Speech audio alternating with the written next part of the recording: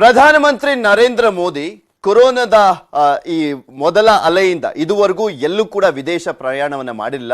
For the first time ಈಗ ಬಾಂಗ್ಲಾದೇಶ ಪ್ರವಾಸವನ್ನ ಕೈಗೊಂಡಿದ್ದಾರೆ. ಬಾಂಗ್ಲಾ ವಿಮೋಚನಾ ದಿನಾಚರಣೆಯಲ್ಲಿ ನರೇಂದ್ರ ಮೋದಿ ಭಾಗಿಯಾಗಲಿದ್ದಾರೆ. ಸದ್ಯ ಮೋದಿ ಬಾಂಗ್ಲಾಗೆ ಬಂದಿಳಿದಿದ್ದು ಪ್ರಧಾನಿ ಮೋದಿ ಸ್ವಾಗತಕ್ಕೆ ಬಾಂಗ್ಲಾ ಪ್ರಧಾನಿ ಶೇಖ್ ಹಸೀನಾ ಏರ್ಪೋರ್ಟ್ಗೆ ಆಗಮಿಸಿದ್ದಾರೆ.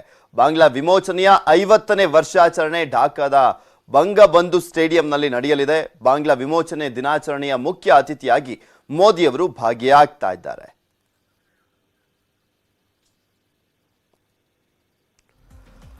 ಬಾಂಗ್ಲಾ ವಿಮೋಚನೆಗೆ ಪ್ರಮುಖ ಕಾರಣನೇ ಭಾರತ. ಅವತ್ತು ಭಾರತ ಬಾಂಗ್ಲಾದೇಶದ ಪರವಾಗಿ ನಿಂತಿದ್ದಂತ ಹಿನ್ನೆಲೆಯಲ್ಲೇ ಬಾಂಗ್ಲಾಗೆ ತನ್ನ ಸ್ವತಂತ್ರ ದೇಶ ಅಂತ ಗುರುತಿಸಿಕೊಳ್ಳಕ್ಕೆ ಸಾಧ್ಯವಾಗಿದ್ದಂಥದ್ದು. ತನ್ನ ಸೇನೆಯನ್ನ ಕಳಿಸಿ ಭಾರತ ನೆರವಾಗಿತ್ತು. ಆ ಬಾಂಗ್ಲಾ ವಿಮೋಚನಾ ದಿನಕ್ಕೆ ಇವತ್ತಿಗೆ 50ನೇ ವರ್ಷ.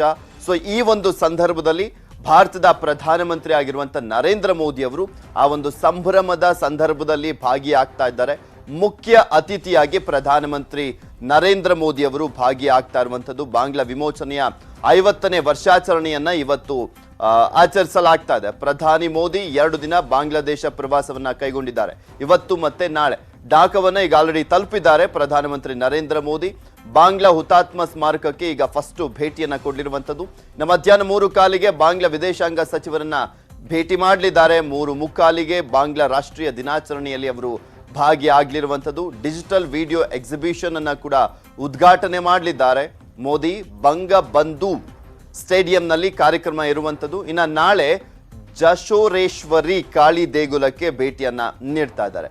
ಮುಜೀಬುರ್ ರೆಹಮಾನ್ ಸ್ಮಾರಕಕ್ಕೂ ಕೂಡ ಭೇಟಿಯನ್ನ ಕೊಡಲಿದ್ದಾರೆ ಪ್ರಧಾನಮಂತ್ರಿ ನರೇಂದ್ರ ಮೋದಿ.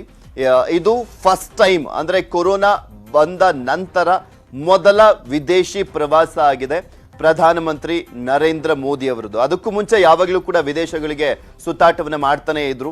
ಸಾಕಷ್ಟು ವಿದೇಶಗಳ ಪ್ರಯಾಣವನ್ನ ಇರ್ತಿತ್ತು ಪ್ರಧಾನಮಂತ್ರಿ ನರೇಂದ್ರ ಮೋದಿ ಅವರದ್ದು. ಆದರೆ ಕೊರೋನಾ ಬಂದ ನಂತರ ಪ್ರಧಾನಮಂತ್ರಿ ನರೇಂದ್ರ ಮೋದಿ ಅವರು ಎಲ್ಲೂ ಕೂಡ